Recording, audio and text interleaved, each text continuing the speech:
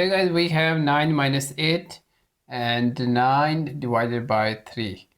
Okay, 9 minus 8 and inside the parentheses 9 divided by 3 equals 3.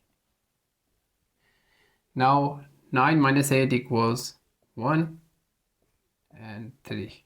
Here is multiply and 1 times 3 equals 3. This is not correct answer. Follow the order of operations. Parentheses first, right? And then multiplication and division from left to right. Now solve again.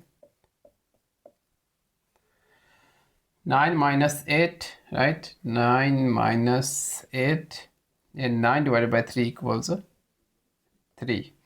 Here is multiply. So multiply first. 9 minus 8 times 3 equals 24. Now 9 minus 24 equals minus 15.